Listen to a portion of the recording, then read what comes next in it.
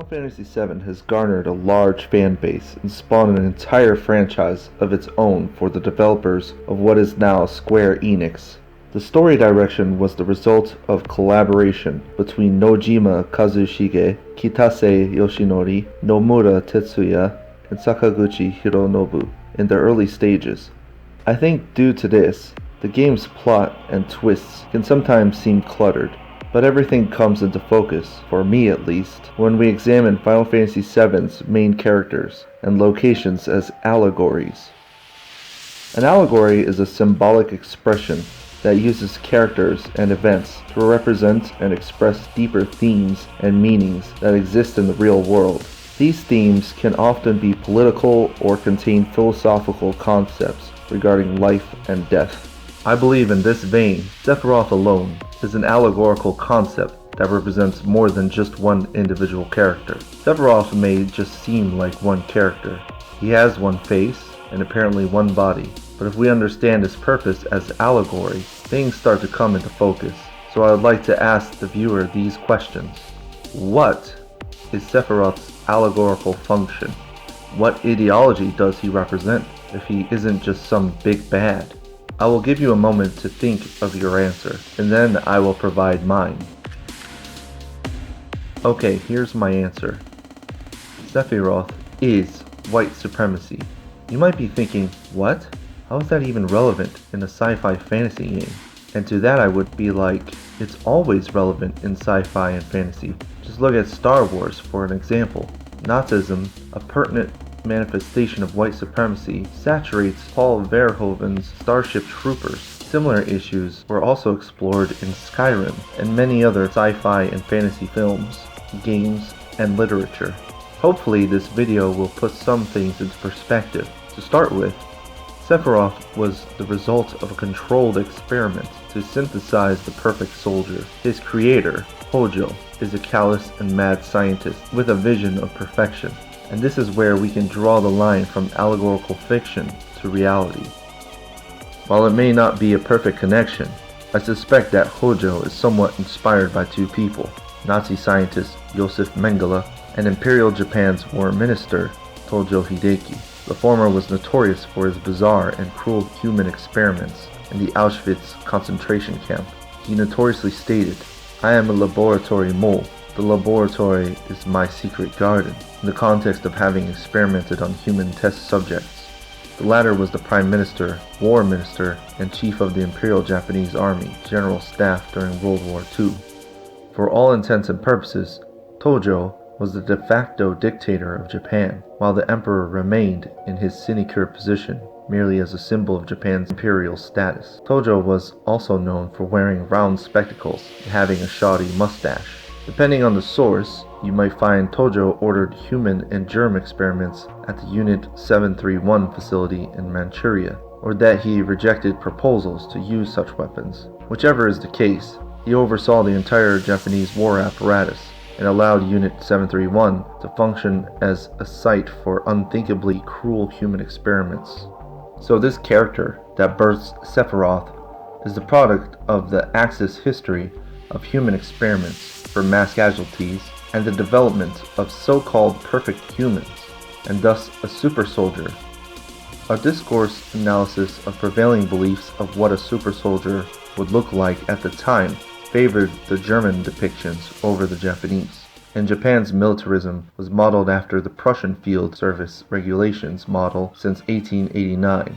While Japanese militants hailed their samurai roots, they were still more or less deferential to the Third Reich's propaganda. And this is all important if we want to understand how Sephiroth is the embodiment of white supremacy in Final Fantasy VII. Tojo Hojo dreamed of a perfect being that originated from a long-lost race, which stems from the Nazi narrative about the Aryan. But his source for his super soldier winds up essentially being the anthropomorphization of calamity itself, Genova. Genova is the source for a potent mind-altering space germ that allows her to possess her host and influence them through their unconscious dreams. This is essentially a description of the psychosocial effects supremacist views have on target populations. It is all rooted in both a superiority complex and a love for death and destruction. Sephiroth's relationship with Genova should be understood through the lens of Hitler's description of the goddess of suffering. Quote, "While the goddess of suffering took me in her arms, often threatening to crush me, my will to resistance grew, and in the end this will was victorious. I owe it to that period that I grew hard, and am still capable of being hard." Unquote. After becoming influenced by Genova, this goddess of suffering, if you will, in Nibelheim, Sephiroth becomes a recluse and progressively falls into madness. He asserts to anyone who approaches him that he is charged by his mother Genova, who is, quote, destined to rule the world, to be the chosen leader of this planet. Sephiroth believes he is a supreme being above mere humans, and this is the same mentality that the Nazis expressed. Genova becomes this goddess of suffering that strengthens the worthy to achieve supremacy over those who could not overcome her challenge. And just as this is the case between Sephiroth and Genova, the white supremacist believes the white race is destined to rule the world because all other so-called races are supposedly inferior. The battlefield is meant to be the proving ground for the white supremacist. They use militarized psychology to legitimize their worldview of social Darwinism and Malthusian ecology. The Hitlerian view of nature is one that culls so-called subhumans and leaves only the worthy. In this framing, the supremacist believes Mother Nature, or the goddess of suffering, is on their side. Take this quote from chapter 4 in Hitler's Mein Kampf. Quote, "Nature herself, in times of great poverty or bad climatic conditions, as well as poor harvest, intervenes to restrict the increase of population of certain countries or races. This, to be sure, by a method as wise as it is ruthless. She diminishes not the power of procreation as such, but the conservation of the procreated, by exposing them to hard trials and deprivations, with the result that all those who are less strong and less healthy are forced back into the womb of the eternal unknown." Unquote. The last sentence would make the ears ring of anyone who finished Final Fantasy VII Remake. The ending scene is of major significance here. Sephiroth mirrors the romanticized warrior culture and stoicism of Nazi soldiers when he mocks Cloud for being saddened by Aerith's death. Quote, "Ha ha ha, stop acting as if you're sad." Unquote. Just as a callous soldier is also expected to be a cold killing machine, Sephiroth adds, quote, "And there's no need to act as if you're angry either." Unquote. Fascists, like all other bullies, are always apt to undermine the emotions of others. In the Nuremberg trials, psych evaluations of those tried showed that each officer was indifferent to the people they harmed. They said it was a sense of justice that drove them to commit the human atrocities. Additionally, we can consider the Mengele Labmol quote from earlier. This is very much in line with a sociopath, which Sephiroth becomes during the Nibelheim incident. But what is a sociopath really? Well, Healthline gives 7 indicators someone is a sociopath. Well, 1. A sociopath doesn't respect social norms or laws. They consistently break laws or overstep social boundaries. Check. 2. A sociopath lies, deceives others, uses false identities or nicknames, and uses others for personal gain. Check. 3. A sociopath doesn't make any long-term plans. They also often behave without thinking of consequences. Well, sorta check. Remember, his plan for world domination was originally to rip off the head of Genova and do what exactly from there?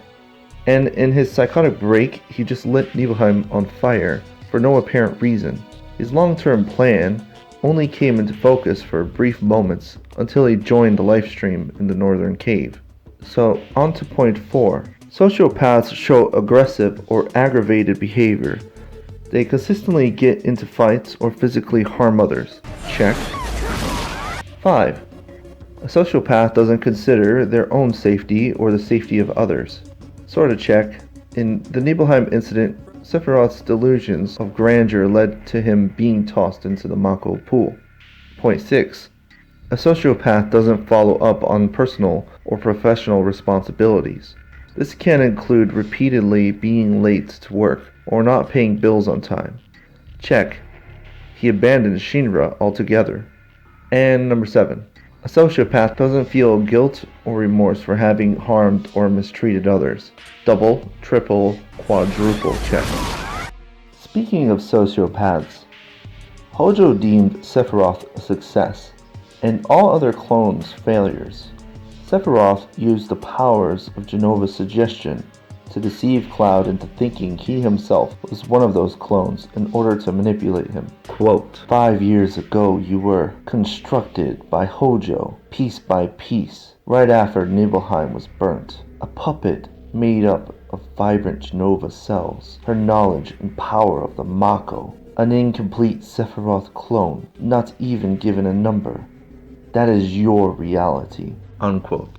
This temptation towards affiliation with the supremacist exactly mirrors that of the Nazi. Nazis attempted to lure sympathizers to their cause with their propaganda, and those who were not strictly deemed worthy of the SS, a supposed corps of Aryan super soldiers, were still lured to the cause, despite being told they weren't quite pure enough for the master race. The Nazi narrative is still tempting to so many people, even today, as so many non-German neo-Nazis crop up around the world, and elected officials in even non-white countries still refer to Nazi Germany as a standard for political conduct.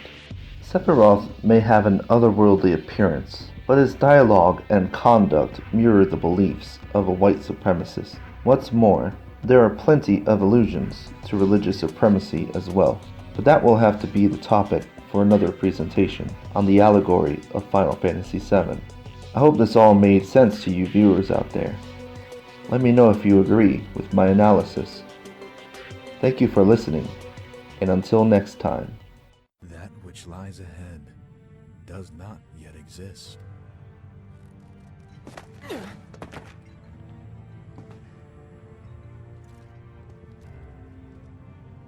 Our world will become a part of it one day, but I will not end. Nor will I have you end. This is